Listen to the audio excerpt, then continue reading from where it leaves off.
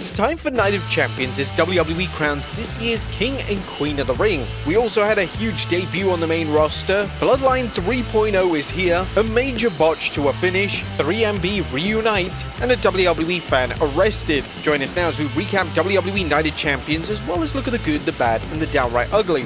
Now, as always with these premium live events, we start off with the recap as the first match of the night is the King of the Ring finals match as it's Cody Rhodes versus Randy Orton. Now, this match is no longer a case of a student versus the teacher as Cody Rhodes has come too far to be anything but an equal to his former mentor Randy Orton. And both superstars pull out all the stops for this match with Cody and Randy showing heel tendencies, whether it was Cody attacking Orton's well-known vulnerable back or Orton going for the Punk kick on the American Nightmare. Randy takes off one of the ring pads looking for the edge to get the win, but unfortunately Cody flings Orton into the corner, injuring Randy's already softened up back.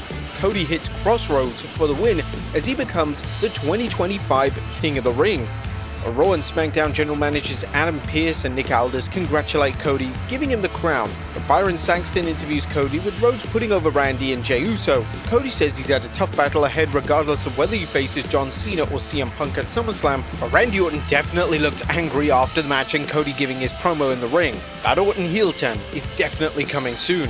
Next up, Raquel Rodriguez versus Rhea Ripley in a street fight, and the animosity between these two goes far back, and fans know Rodriguez is still looking for revenge on Ripley after the Eradicator sidelined Raquel with an injury during Rhea's run as a heel. The street fight is a mixed bag for Ripley as it allows her to rely on brawling and power moves, but it also does the same for Raquel, whose size and power rivals Ripley. Things were chaotic enough until would-be Judgment Day member Roxanne Perez showed up late in the match, giving Raquel time to recover. However, Rhea catches Raquel off the top of the table, hitting an avalanche riptide to end the match as Rhea Ripley defeats Raquel Rodriguez. Next up is Sami Zayn versus Karrion Kross with Scarlett. This is a match Karrion Kross goaded Sami Zayn into getting, and it's actually his first PLE match since Crown Jewel 2022. Kross dominates, putting Sami into jeopardy several times, including locking him into his finisher, the Kross Jacket, but Sami makes it to the ropes only to endure more punishment from Kross. However, a Helluva Kick out of nowhere destroys Karrion Kross, allowing Sami to cover him for the win as Sami Zayn defeats Karrion Kross. Next up is champion Jacob Fatu versus Solo Sikoa for the US Championship. Jacob Fatu is looking to remind Solo he's all gas and no brakes, while Solo is determined to show he's no choke artist as he makes his latest bid for his first title on the main roster. But unfortunately for Solo, he's no match for Jacob's Fury, and the Samoan Werewolf all but toys with him, but that is until Solo calls upon every member of his faction, including JC Mateo and a returning Tongaloa to lend an assist. Yeah, the GOAT is actually finally back. But even these two aren't enough, but that is until new Bloodline member Hikuleo shows up and he debuts chokeslamming Fatu into a table and making him easy prey for the Samoan Spike, as Solo Sikoa is the new United States Champion. Next up is the Queen of the Ring finals as Asuka takes on Jade Cargill. Now this is a battle between a superstar who's done it all and one who wants to do it all, with both determined to get their shot at the women's title at SummerSlam. Jade uses her raw power to stay in the match, while the Empress of Tomorrow relies on strikes and submission holds to wear down her opponent. Asuka looks to end the match with the Empress Impact, only for Cargill to stop her and hit Jade for the 1-2-3, as Jade Cargill is a 2025 Queen of the Ring. But now it's time for the main event as undisputed WWE Champion John Cena takes on CM Punk. Now it's 2011 all over again as John Cena and CM Punk throw down for the WWE Championship. While it's 14 years later, it still shows that nothing has changed, other than John Cena being a heel. In fact, even CM Punk is wearing a similar attire as well as sitting in the ring whilst waiting for Cena to make his entrance, just like he did at Money in the Bank. But the match is moving at a breakneck pace until the referee is inadvertently taken out, preventing Punk, who had just hit a GTS, from covering Cena. But then Mr. Money in the Bank Seth Rollins shows up with his briefcase and his henchmen Bron Breakker and Bronson Reed, as well as Paul Heyman, taking Punk out. Then Charles Robinson runs in and he does that furious 100-meter sprint like he did back at WrestleMania, but Cena takes him out of nowhere, leading to a confrontation between Cena and Rollins. Rollins and his crew are taken out by Punk and Cena, who continue their match while they wait for a new referee. Punk extends his hand and Cena shakes it, only to go for a low blow. Yep, Cena done got us again. However, Punk blocks it only to get clobbered by Rollins, who bonks him in the head with a briefcase and follows up with a curb stomp. However, Cena dispatches Rollins, covering Punk as the referee conveniently recovers to make the 3 count as John Cena closes out, retaining the WWE Championship at Night of Champions. But that was a quick recap of what about the good, the bad, and the downright ugly. As always, we start off with the good as number 1, predictable but powerful. A Cody Rhodes King of the Ring win over Randy Orton wasn't exactly a big shocker. Nevertheless, the match delivered, with Rhodes and Orton wrestling like this was a retirement match.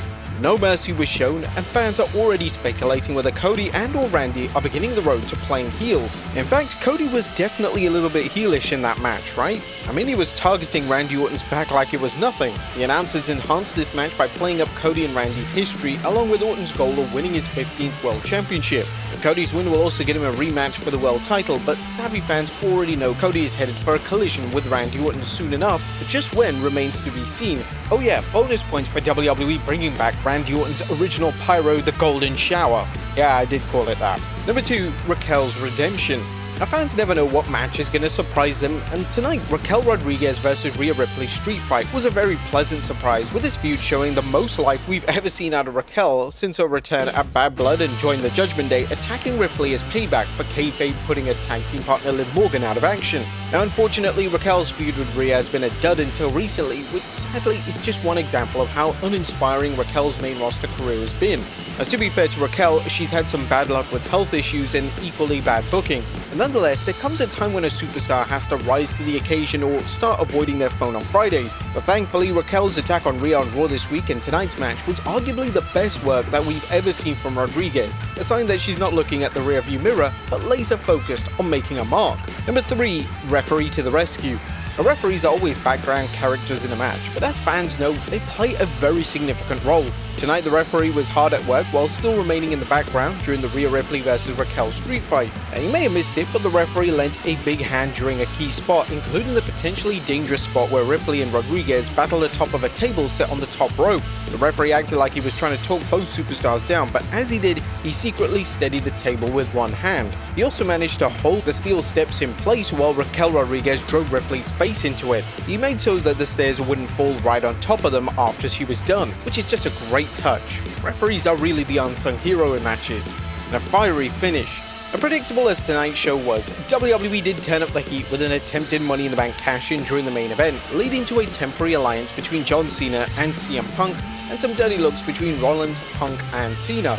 But while the match's outcome was never in doubt, the WWE threw in enough twists and turns to make it memorable, including a spot where John Cena took substitute referee Charles Robinson out of action to keep Rollins from cashing in his Money in the Bank briefcase. It also kept everyone strong in the match. Rollins didn't have to cash in, John Cena retained, and CM Punk lost at interference. We gotta say that this one definitely isn't done between Cena and Punk, and hopefully they will revisit it before Cena ends up hanging up his boots for good come December. All in all, whilst the interferences weren't quite as spectacular as WrestleMania 40's ending, in fact it was kind of random having Penta there, it was good enough. And to be fair, I liked the finish. But that was a good. What about the bad? Is number 1, Karen at a crossroad. And what's next for Karrion Kross? Well, it's difficult to understand why WWE continues to job Karrion Kross out, as Night Champion solidified his record of almost 0 wins at PLEs. In fact, he's only won once, and that was against Drew McIntyre at Extreme Rules. But fans have got to wonder whether the former 2-time NXT champion will sign a new deal with WWE after his lackluster booking.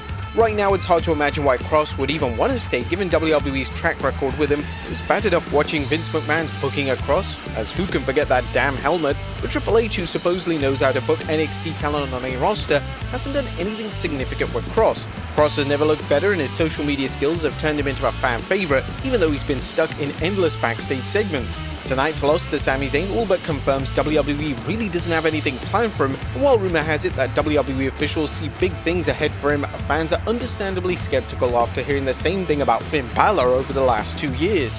Now hopefully this isn't a one and done between Sami Zayn and Karrion Kross, and hopefully they will revisit the match at SummerSlam with Kross getting the big W. Right now we can only think that Sami Zayn won because it made the Saudi fans happy. Number 2, Bloodline 3.0. And was the Bloodline really dead at this point? We have a whole new bloodline including Hikuleo, Solo Sikoa, Tama Tonga, Tonga Loa, and JC Mateo. But the faction right now just seems like a Timu version of the bloodline. Solo Sikoa is more or less a comedy act. JC Mateo just has zero aura and we don't even know what WWE's done to him. Tonga Loa is BOTCH extraordinaire, and Hikuleo just seems like an add-on at this point. WWE is just making it worse, as now Hikuleo will be known as Tala Tonga in the bloodline. I mean, this honestly sounds like a name that Vince McMahon would just pull out of a hat because the guy's tall. What has WWE done to the bloodline? Now, of course, we should always give this some time, but it just feels like the bloodline has just been milked to death at this point. Number 3, insulting the fans' intelligence. And does WWE think its fan base is stupid? What else can explain how Solo Sikoa captured the United States champion with blatant help from Jason Mateo, Tonga Loa, and Tala Tonga? While we understand WWE wants Jacob to chase Solo for the title in a classic scenario of overcoming the odds, the match itself was overbooked, with the referee apparently suffering a temporary case of blindness as he overlooked interference from 3 different wrestlers. The WWE could have just easily booked this as a no DQ bout to write off the interference. And number 4, a botched finish. Did Jade Cargill deserve to become this year's Queen of the Ring? While Cargill isn't the first wrestler with a great look to get a major push despite some very obvious in-ring limitations, nobody could overlook the botch finish that happened against her and Asuka.